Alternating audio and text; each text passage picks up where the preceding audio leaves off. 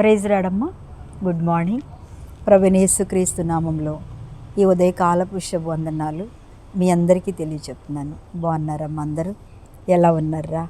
దేవుడు ఏ క్షణంలో మనతో ఎలా మాట్లాడతారో మనకు తెలియదు.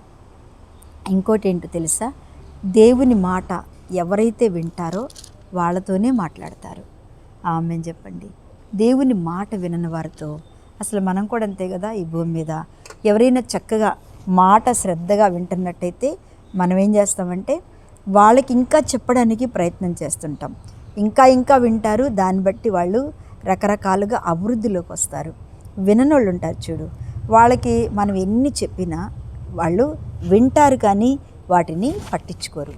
వింటారు కానీ వాళ్ళ విత్తనాలు కాకులు ఎత్తుకెళ్ళిపోతాయి అన్నట్టుగా, దేవుని యొక్క సన్నిధానంలో ఇక్కడ పక్షులు ఎత్తుకెళ్ళిపోతాయి అని అన్నట్టుగా మనం కూడా దేవుని మాట విన్నట్టయితే అద్భుతంగా దేవుడు మన మాటను ఆలకిస్తాడు, అంగీకరిస్తాడు, మనతో మాట్లాడతాడు.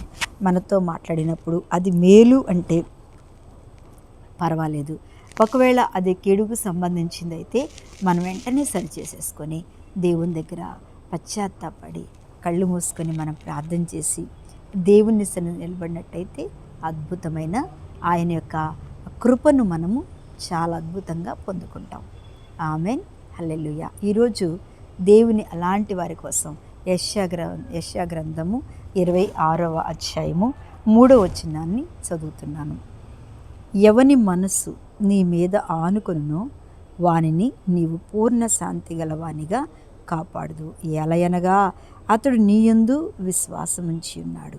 స్తోత్రం చెప్పండి. అబ్బా, ఎంత చక్కటి మాట కదండి ఇది. అతడు నీయందు విశ్వాసముంచి ఉన్నాడు. దేని యందు విశ్వాసం ఉంచాడు? నీ మీద, సర్వశక్తిమంతుడివైన మీ మీద, కార్యములు చేయగలిగిన మీ మీద ఆయన విశ్వాసం అంటే అతడు విశ్వాసం ఉంచి ఉన్నాడు. ఎందుకు? ఎవని మనస్సు నీ మీద ఆనుకుంటుందో.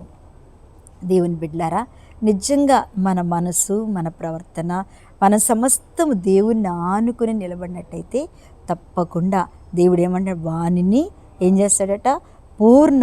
వానిని నీవు పూర్ణ శాంతి గలవానిగా కాపాడదు.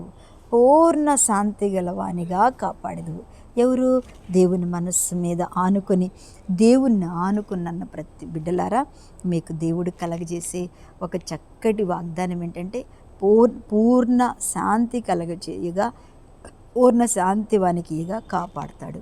ఎంత మంచి అద్భుతమైన శాంతిని, సమాధానమును ప్రభువైన యేసు మనకి ఇస్తారు. దేవుణ్ణి ఆనుకొని ఉన్నావా? దేవుని చేత దీవించబడి ఉన్నావా? దేవుని చేత నిలబట్టబడి ఉన్నావా? తప్పకుండా ప్రభువా, నా మనస్సు నిన్ను ఆనుకొని ఉంది. ప్రభువా, నేను నిన్ను ఆనుకొని బ్రతుకుచున్నాను.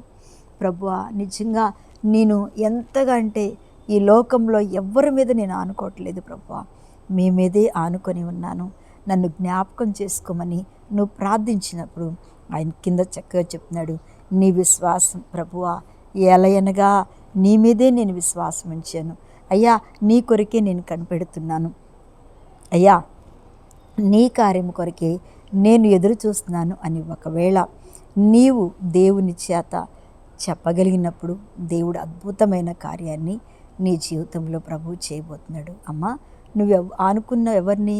లోకాన్ని ఆనుకోలేదుగా, ఎందుకు కలవరపడుతున్నావు? మనుషులను ఆనుకోలేదుగా, ఎందుకు కలవరపడుతున్నావు? మనుషులు ఆనుకున్న వాళ్ళు మనకి మాట సహాయం చేస్తారేమో కానీ, లేకపోతే ఏదైనా ధైర్యం అనే సహాయం చేస్తారు. ఒకవేళ వాళ్ళకి మన మీద దయగలిగితే ఏదో వాళ్ళు ఆర్థికంగా కొంత సహాయం మనకు చేయొచ్చు. కానీ దేవుడిచ్చేంత మనశ్శాంతి, దేవుడిచ్చేంత యోగ్యత, దేవుడు చేసే కార్యాలు వాళ్ళు చేయలేరు. కాబట్టి నీవు నీ ప్రార్థన చేసినప్పుడు ప్రభువా, ఆయన అంటున్నాడు, చక్కగా చెప్తున్నాడు, ఎలయనగా అతడు నీ యందు విశ్వాసం ఉంచి ఉన్నాడు. ఏమ్మా, బండ విశ్వాసానికి వచ్చేసావా? నీ విశ్వాసం చాలా గొప్పది. తప్పకుండా ఏ విషయమై విశ్వాసంతో ఉంటూ పోరాడుతున్నావో, ఏ విషయమై విశ్వాసంతో దేవుని కొరకు ఎదురు చూస్తున్నావు, ఏది నీ మనసులో ఇక జరగదని ఎంతమంది నిన్నన్నా విశ్వాసముగా ఎదురు చూస్తున్నావో దానికి తగిన ప్రతిఫలము, దానికి తగిన ఆశీర్వాదము ప్రభు నీకు ఇస్తున్నాడు, ఇయ్యబోతున్నాడు.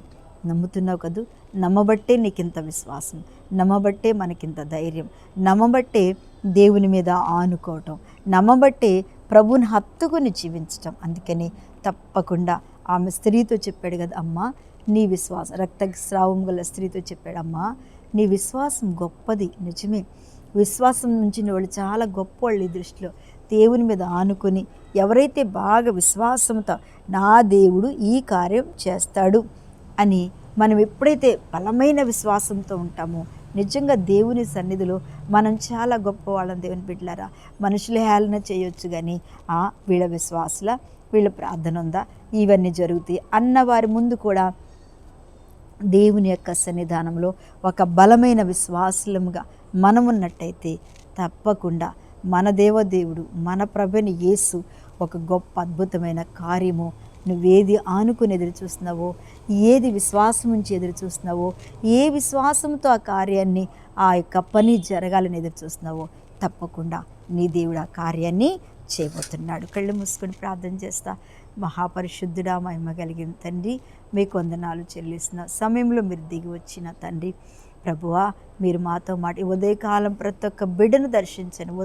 బండ విశ్వాసంతో ఎదురు చూసిన ప్రతి బిడ్డ జీవితంలో ప్రభువా మీరు కార్యమును చేసి, నా తండ్రివైన దేవా మీరే ఆశీర్వదించి ప్రభువా మీరే మహిమ పొందుకొని దీవించమని యేసు నామమున అడుగుచున్న తండ్రి, ఆమేన్. ప్రైజ్ రాడమ్మ. దేవుడు మిమ్మల్ని దీవించునుగాక. ఆమేన్.